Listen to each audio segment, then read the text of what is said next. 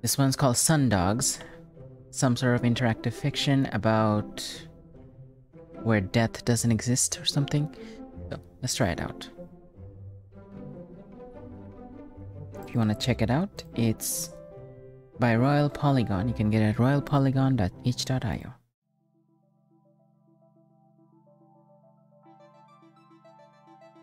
So, no idea what's going on, but whoa. That's a system. That's a planetary system. Is that that's the name of a planet? The texts are very, very small. I think it's safer. It'll be better if we go inside and get closer. Okay, let's try this. Might be slightly easier to read, but not really. Even for me, it's pretty difficult at this. With the bigger screen. Wonder if there's options to fix that. Oh, there is options. Full screen, visual quality low. What if I say visual quality high? Would that change things? Full screen on.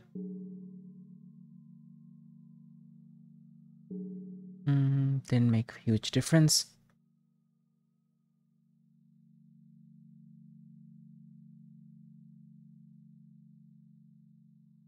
Okay. Info. Well, at least those are not too bad in the center. Largest asteroid in the belt is a dwarf planet and makes up a considerable amount of the belt's mass. One of the original worlds, it had a relatively stable position as a physical and economic midpoint between Jupiter and the inner system. Since the Jovian civil wars, this role has also expanded into a defensive staging area for various interested parties. Well, that's the info about the planet, I suppose. Missions. You have no active missions, okay. Log. Your eyes snap open as you feel the cold rush of air fill your lungs. The revival facility is lit dimly to not surprise you. A doctor presses a metallic hand to your shoulder, keeping you still. How much do you remember? Ah, nothing. You don't remember anything. Yes. Map. Oh, that's the map. Cool. Let's see. What is this? Mind, free fall, medicine, survival, body, cortical stack, and sleeve, tools, no items to use. Free fall is the ability to move easily, zero or microgravity, as well as comfort in living and working in it. Medicine is general knowledge and application, including minor wounds to organic material. Survival, adapting to extended periods of time in hostile environments. Body, the cortical stack, a standard implant for any human, the size of a thumb and embedded in the base of your neck. It stores a digital copy of your mind thousands of times a second, and it can usually be transferred to a new sleeve upon death. Sleeve, an antiquated pilot sleeve. Why are you disappearing? Antiquated pilot sleeve. It has thick round ports dotted the arms and spine. You can feel the hooks into your nervous system, even though nothing today would interface with external ports. Okay, tools, no items to use, okay. So these are my own statistics. And these are the game menu, alright. Right, explore. In one of the hallways surrounded by vats of sleeves, you hear a pod nearby open and fluid splash out. You turn to see someone collapsing out of the pod, vomiting up the fluid surrounding them. You rush over and bend down to help, trying to feel a pulse or breathing. They push back at you, resisting feebly. A rough grasp shoves you out of the way. They pull the person along the hallway and out of sight, leaving you next to an empty vat splattered in fluid. Okay. So exploring led to that. We can explore more, I suppose. The station's halls are cramped and Spartan, the largest allowing for only a few average sleeves to fit side by side. You slowly pull yourself up a shaft, pausing constantly for others to enter or exit ahead of you. A mineral is a slim synthetic miner in a slim synthetic sleeve is glaring at you from across the dormitory, and as you prepare to leave and explore the station, you move to the door, but it stays firmly shut as a flash of light passes in front of you. You turn and find a metal fist crushes your jaw. A cloud of blood explodes from your face. Your body slams to the floor, sliding down in the weak gravity. Find another hole to sleep in. They hiss at you before opening the door and leaving. Adrenaline still pulses through you as you pull yourself up and through the door towards an infirmary. Okay, no more exploration then. Maybe let's go to a different planet. Eros? 52 days to Eros. Okay. Let's see the info. During the expansion, the small near-Earth asteroid was quickly hollowed out and spun by the something corporation, maybe? It's served many small purposes since the third closure event. It has been largely abandoned or left to smaller groups in the belt negotiating for its use. So it's mostly empty. Okay, so let's try its explore that. You find one of the sun panels, a tower a dozen meters high, casting light to the low hills above you. A streamlined shape drifts into view. From one side, a light blue stream of crystals trails after it. You are sure this creature is alive and it's injured. You move closer and several dark protrusions reach out for you. Hazy images flood into your mind. You can feel an aching emptiness. Ahead of you is a large green crystal beating slowly. It shatters and blurry figures move at double speed, carrying the pieces away. Its heart has been stolen, and this was a cry for help. You can sense the fragility of it and suspect it will be kept in the belt. Oh, I can accept this as a mission. You feel intense gratitude from the creature, then a pang of sadness. Unless you can retrieve its heart, it does not have long to live. You take a reading that thieves should be easily tracked if you come into range of it. Alright, let's track down these thieves. Search the asteroid belt for the crystal heart. Okay. Asteroid belt, huh? That's this one here.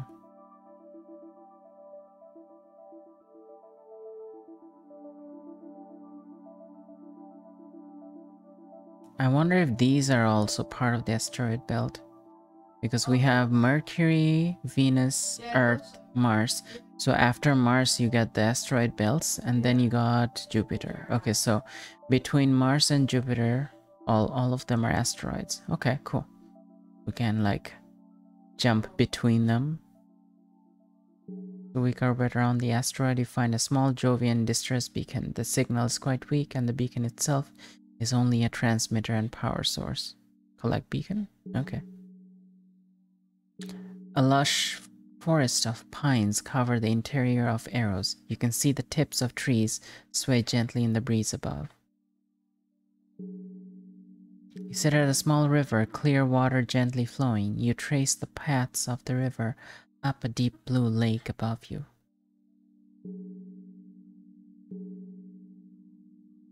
The sky darkens. You look up to see a huge flock of birds flying to the other side of the forest above you. Well, let's check the other places in the asteroid belt.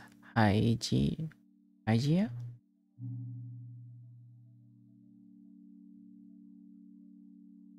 173 days.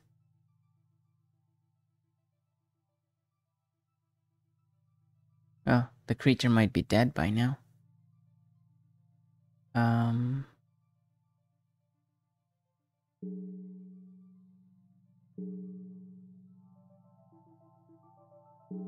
You glide effortlessly around the base, floating above the small crowds around you.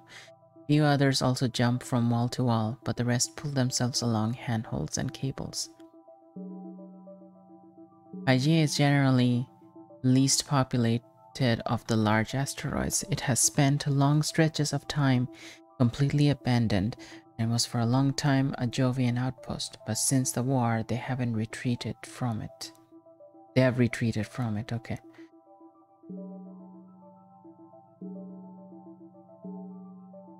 You trade some information to a modder for a cache of nanites, which they implant in a small holding chamber beneath your arm. Okay, do I get something? Oh, okay, we got the distress beacon here. And the external nanite swarm. Enough to maintain a persistent field around you. Okay. Oh, that's useful, maybe?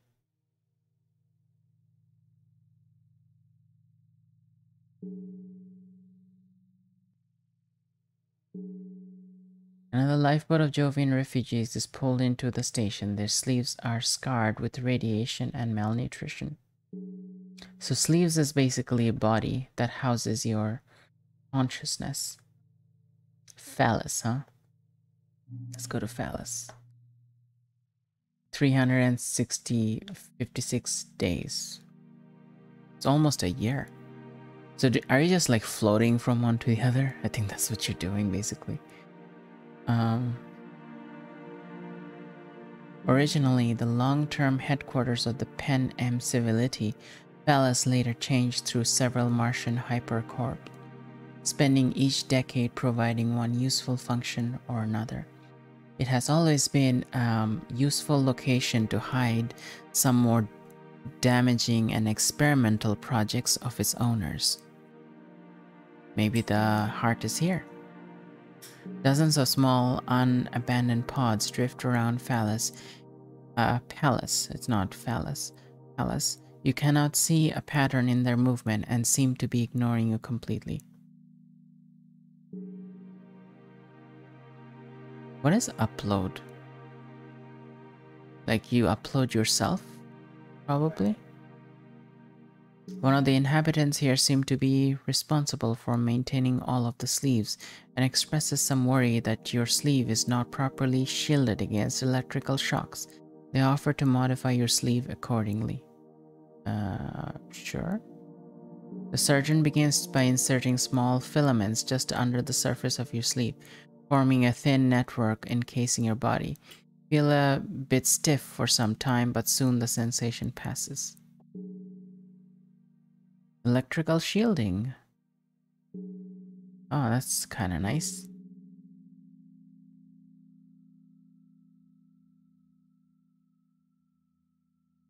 Rifna said, I don't want to watch a lot of Twitch except Kingdom because it's happening in my living room, but I love good conversation streams.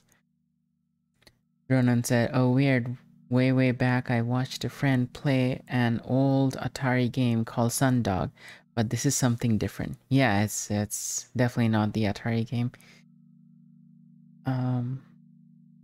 This is interesting, right? It's these are this reminds me, I have played games like this before where you have this place you can explore and the events are randomly generated. It's like randomly picked from a list of possible events, and it's a text-based adventure. And there used to be more of these in the past, when graphics was harder to create on computers. Sundogs, aka Larange Route 0? I don't know what that is. Lagrange Route 0.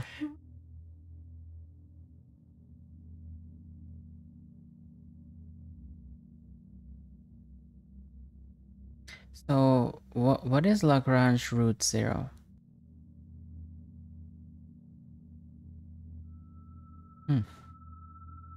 Maybe I should look it up. I could look it up. Lagrange Route 0?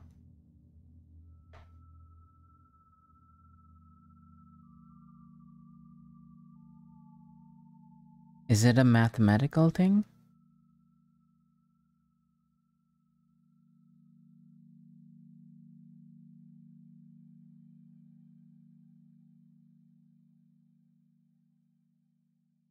Ah, okay, I see what you mean. Yeah, I haven't actually played that game or heard of it before. Kentucky Route Zero. Interesting. Well, should look that up at some point.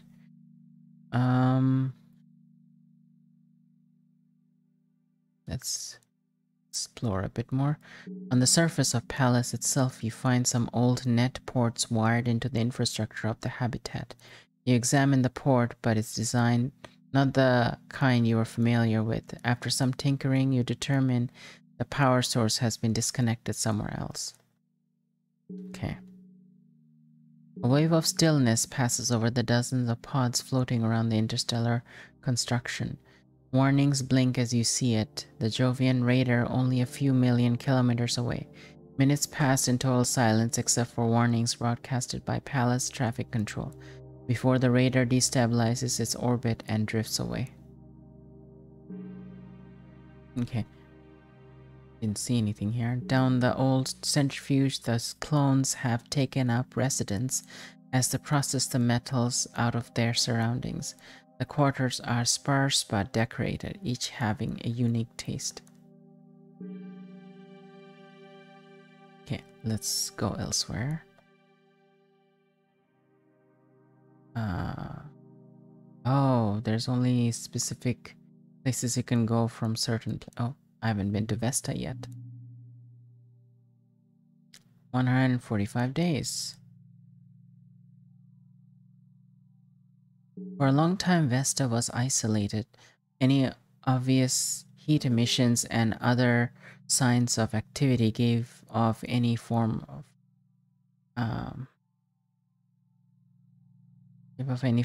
life. Memory of its original colonization had slipped away, and no one knows who or what controls it now. An unclaimed planet, I guess. Asteroid. I think upload is you restart. You observe a stream of blue crystalline structures around the asteroid. Your sensors confirm that part of the injured giant must have passed nearby. Examining the scene closer, it appears that two ships met here. One must have traveled from the same direction you did. The other must have traveled further along the belt. Okay, so we are on the trail. The base of the one extended column of liquid, you're surprised to find a common interface port. You plug in, but there's only an empty signal. A vault door materializes before you into a perfect mirror finish, its surface impossibly smooth. A perfect Martian cactus emerges from a fabricator's maw before being quickly redirected and installed to the orchard. Okay, so to get the creature's heart, we have to go elsewhere. The Binteros. These are the only options. Okay, so where did we find it originally? It was on Eros, right? Then we came here, and then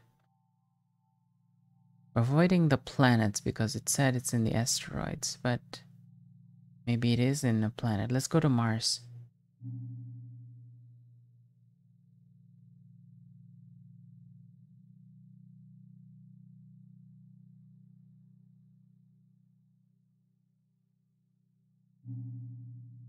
Wait, I can like rotate around it?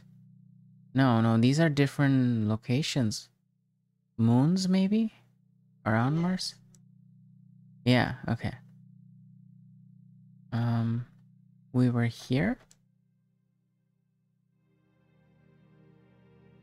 Let's see what's here.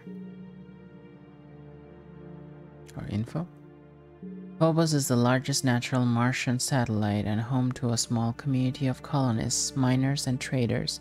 With such a weak gravitational pull, the layout of the facilities mirror those found in the belt, with the exception of a large surface dome to view Mars and the surrounding region.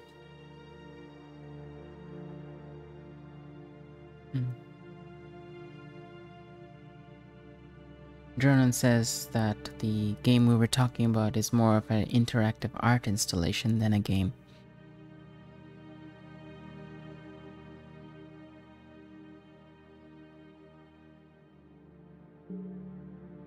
Can't really explore this one, apparently. Okay.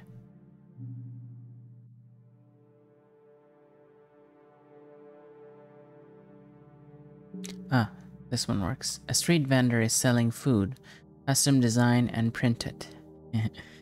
You are curious, confident that it won't hurt you, at least. The food itself are some fist-sized balls of dough with various stuffings, crisp on the outside. The taste, however, is underwhelming. You politely thank the cook and move on. You skim alongside the orbital, the gigantic window passing beneath you, letting in sunlight. After a few seconds, the window passes and sheets of bright metal and solar collectors fill your view. Sitting in a monorail, you begin browsing the net overlays built for the cylinder. Each one is constructed with meticulous precision, and you spend the rest of your journey browsing digital markets as the train carries you out of the city and into the pastel countryside. These are really interesting, like, descriptions of sceneries. But I still want to find that heart. It's interesting, see, like, they go into an orbit to get there. A stationary orbital platform connected to the Martian surface below. The elevator was built and maintained by the dozens of primary groups of corporations that operate in the region. A trip to and from the surface only takes about an hour, and the entire system moves thousands of people and cargo daily. A field of docked ships surrounding the elevator. Many are transports, but some are private vessels from various entities. The umbilical network linking them together is not made from rigid materials, so every ship is constantly firing control jets along their surfaces to maintain their relative orbits. The combined effect looks like a twinkling field of spaceships surrounding the elevator.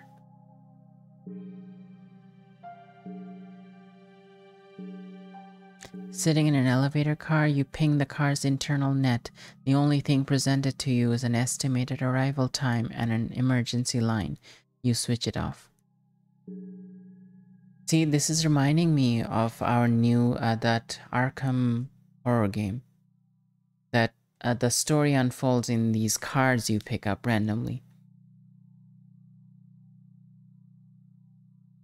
The snowflake network of thin spokes radiating from the station is full of variety of ships and crafts. A ring skimmer from the Saturn catches your eye, but it likely arrived before the Jovian Civil Wars. You settle into a waiting lounge and try pinging the local net on the elevator. Curiously, it is extremely limited and only displays maps and timetables. Disappointed, you launch a stored overlay into your vision and distract yourself with the game. Yeah, there's like no real goal in this game. You approach Deimos, but there are no surface lights and no common transmissions being broadcast. You receive an automated beam for an unidentified source, directing you to adjust your trajectory away from the moon. Your pod complies and Mars grows larger in your view. Okay. The noise of the traffic below you calms a bit near Deimos, but the moon itself is silent. Deimos is a smaller and natural Martian satellite with an orbit distant from Mars. What happens here is a mystery, and you have never read any information or met anyone that seems to have gone inside. The exterior has been untouched for centuries, and emissions are rarely seen leaving it. Feel some strange emission patterns from Deimos, but there is no way to investigate further. Okay.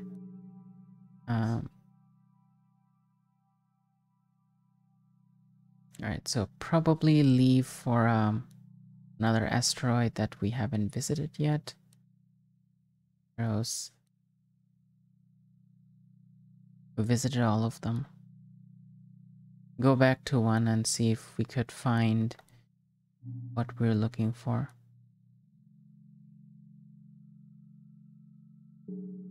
In one of the hallways surrounded by vats of sleeves, you hear a pod nearby open. Okay, it's the same one as before. The habitat rumbles with the explosion in a mine below you. Okay. Oh, you can store your mind here. That's the upload, I think. The storage and revival facilities are sparse but well maintained. Medical intelligence contained in a robot greets you, its body attached to an arm from the ceiling. It only takes a minute to copy and store your stack. If or when you die, you will lose your body, but your mind will be given a new one here.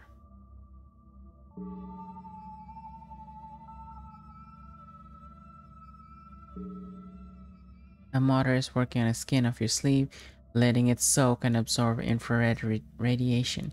They use hundreds of small needles filled with the yellow fluid spread across your body. Your skin stays splotchy and mottled for some weeks before it clears. Okay, so this is not the place where we can find the thing we're looking for.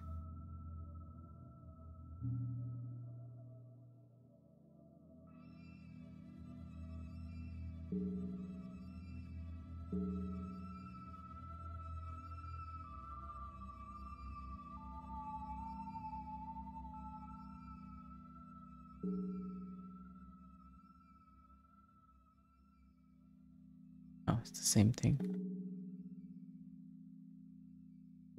I'm not getting anything from exploration.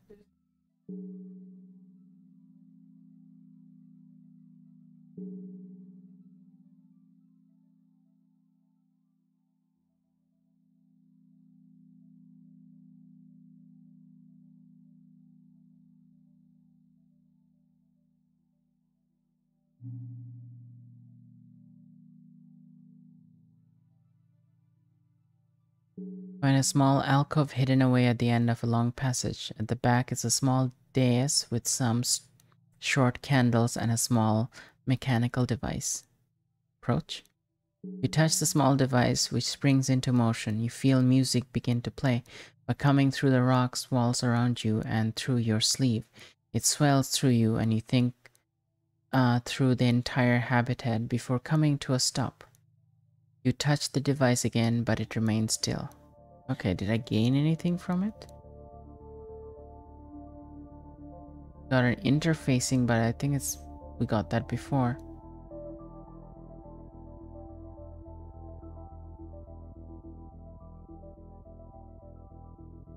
We got an anesthetics, general painkiller for the organic. Huh. Nothing was found here. Check the game story folder. Huh.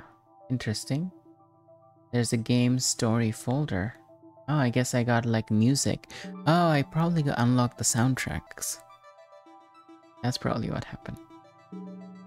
The main chamber of the habitat is primarily filled with common belt sleeves, thick and oxygen tanks, and radiation protection. A few others stand out, mainly Martian visitors and Jovian refugees.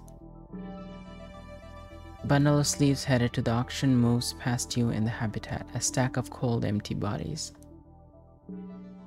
A Jovian skirmish is controlled uncomfortably close to the station. Even the inhabitants are nervous until it's clear and the separatists won and disappear towards the Greeks.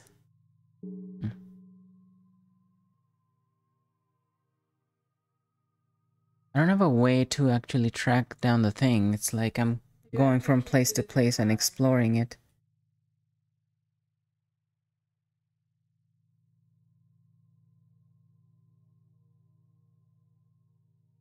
Can't go to Mercury.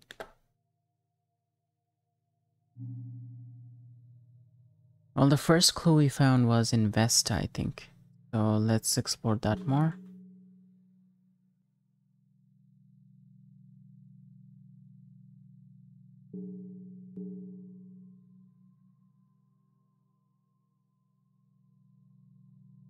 That's interesting. Now that I have the infrared thing, something different is happening. While exploring a side corridor of the library, you see a glimmer of a Jovian ship drifting into the main chamber. You activate your infrared sinks, disappearing from their view. A Jovian emerges from the ship and converses with the librarian, exchanging some information. Shortly after, they climb back up into the heavy craft and slowly retreat back out of the library. The librarian slowly harvests a clear, viscous fluid from a small shrub.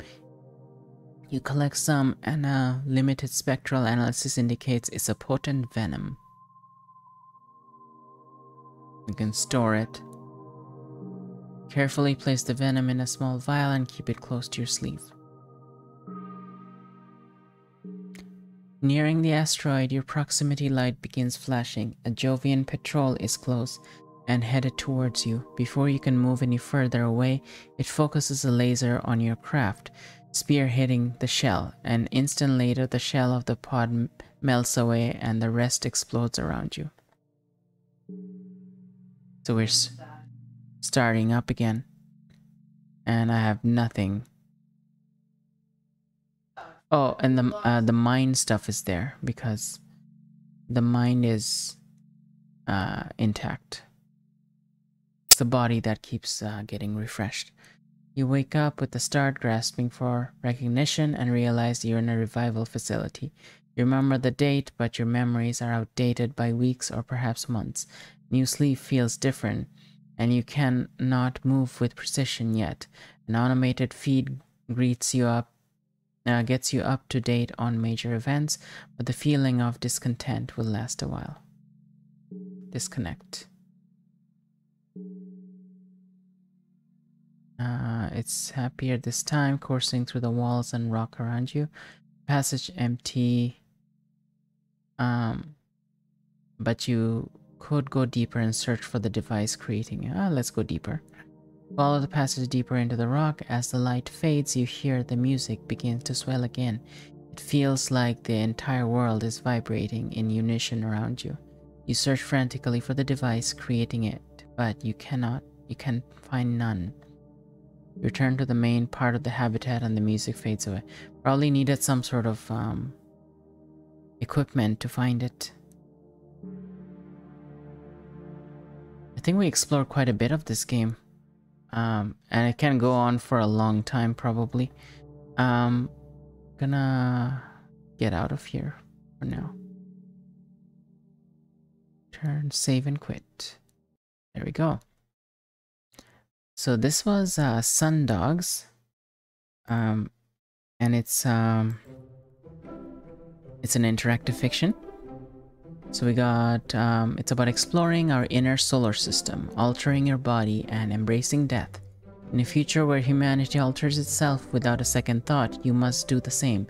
Skim along the sun's corona, float in the Venusian clouds, travel the Martian plains.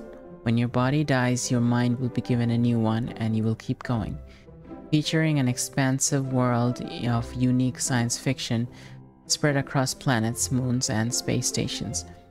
Dynamic text reacts to a character and your actions, and a full modding system allows you to rewrite the entire game. What? You can rewrite the whole game? That's pretty amazing. Wow, that's pretty cool. Yeah, and it's $10. It's an interesting system with a it's I think it's very chill. Like it's like you randomly start it and you just explore a bit, and that could be a very chill experience. Like it would be a really interesting distraction from something else. Yeah, alright, so that was Sundogs. If you want to check it out, it's by Royal Polygon. I have played one other game by Royal Polygon before. I believe it was a racing game of some sort. Just quickly take a look at it. Yes, the Vienna Automobile Society. That's the one that we played a while ago. Yeah. Okay, so that was our game number 602. I will be taking another short break and I'll be back soon with our next game, our last game of today's session.